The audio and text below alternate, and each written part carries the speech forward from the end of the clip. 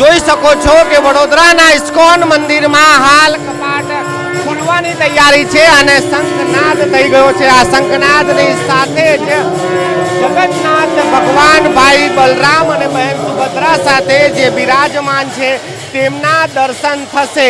આ સ્નાન યાત્રા બાદ આ કપાટ જ્યારે બંધ થઈ ગયા હતા ને આજે ભગવાન અહીંયા આગળ ભક્તોને દર્શન આપવા જઈ રહ્યા છે। આ છે પહેલા દર્શન અને ભગવાને હાલ દર્શન આપી દીધા છે તમામ ભક્તોને।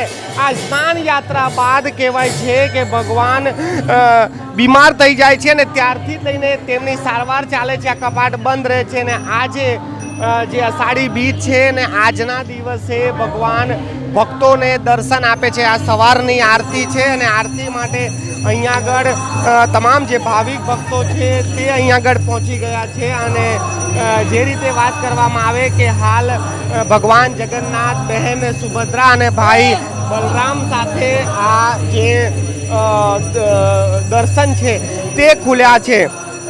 આ જે આટલા દિવસ બાદ જ્યારે આ દર્શન ખુલતા હોય છે અને ત્યારબાદ જ ભગવાન ભક્તોને મળવા માટે રથ પર સવાર થઈને નગરની યાત્રાએ કરતા હોય છે। આ પહેલા દર્શન છે જે હેડલાઇન ન્યૂઝના જે તમામ જે દર્શકો છે તે જોઈ રહ્યા છે। આ આરતી ચાલી રહી છે ઇસ્કોન મંદિરમાં અને આ જે આરતી છે એ અમે તમને બતાવી રહ્યા છીએ।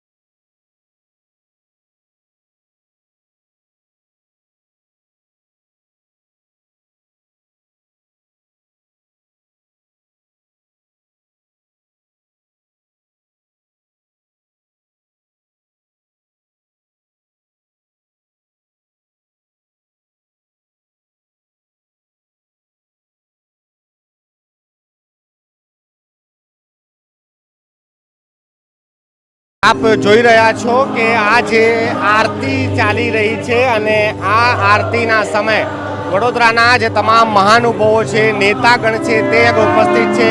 વડોદરાના સાંસદ વડોદરાના મેયર ધારાસભ્યો તમામ જે મહાનુભાવો છે તે અહીંયા આગળ ઉપસ્થિત છે અને હાલ આ જે ભગવાનની જે આરતી છે તે અહીંયા આગળ થઈ રહી છે।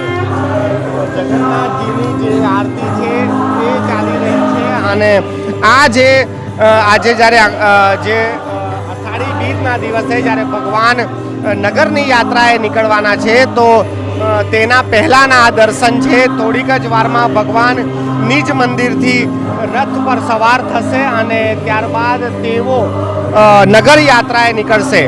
વડોદરામાં દર વખતે આ ભગવાન જગન્નાથજીની યાત્રા નીકળતી હોય છે અને આ રથયાત્રામાં જે વડોદરાનો જે રૂટ છે ત્યાં આગળ ભગવાન ભાઈ બલરામ અને બહેન સુભદ્રા સાથે નગર યાત્રાએ નીકળે છે। તમામ નગરજનોને દર્શન આપે છે। કેમેરામેન દક્ષેશ સાથે મનોજ શર્મા, હેડલાઇન ન્યૂઝ।